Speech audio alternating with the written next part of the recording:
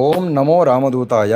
చాలామంది అడుగుతుంటారు, మన జాతకంలో పితృదోషం ఉందని ఎలా గమనించాలి, దానికి ఇంట్లో కనిపించేటువంటి సంకేతాలు ఏమిటి అని. మన ధర్మశాస్త్రాలు, జ్యోతిష శాస్త్ర ప్రకారంగా పూర్వీకులు అంటే పితృదేవతలు సంతృప్తిగా లేకపోవడం లేదా వారికి చేయవలసినటువంటి శ్రాద్ధ కర్మలు సక్రమంగా జరగకపోవడం వల్ల కలిగేటువంటి పరిస్థితిని పితృదోషము, పితృశాపములు అని పిలుస్తుంటారు. అయితే దీనిని ఖచ్చితంగా నిర్ధారించడానికి జాతకము సంపూర్ణంగా పరిశీలన చేయడం అవసరం. ఇంట్లో కనిపించేటువంటి కొన్ని సంకేతాలను మాత్రమే ఆధారంగా తీసుకొని పితృదోషం ఉన్నదని చెప్పలేము.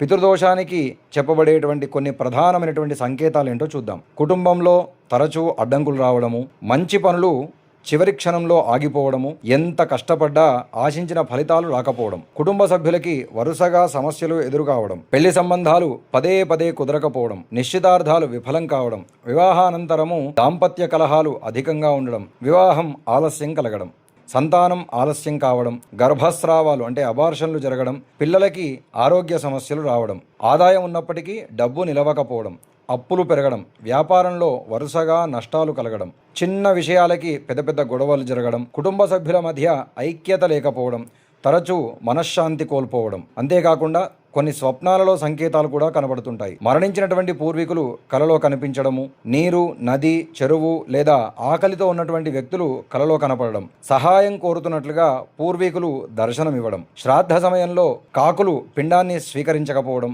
ఇంటి వద్ద కాకులు అసాధారణంగా అరవడం, ఇవి కేవలం సాంప్రదాయ విశ్వాసాలు మాత్రమే. కుటుంబ సభ్యులకి కారణం తెలియనటువంటి అనారోగ్యాలు రావడం, వైద్యం చేసినా పూర్తిగా తగ్గకపోవడం. జ్యోతిష శాస్త్రంలో పితృదోషం కనబడుతుంది. రాహువు లేదా కేతువు 9వ స్థానాన్ని ప్రభావితం చేయడం, సూర్యుడు పాపగ్రహాల ప్రభావంలో ఉండడం, 9వ భావం లేదా దాని అధిపతి దోషగ్రస్తంగా ఉండడం, ఇలాంటి యోగాలని కొందరు జ్యోతిష్యులు పితృదోష సూచనలుగా కూడా పరిగణిస్తుంటారు.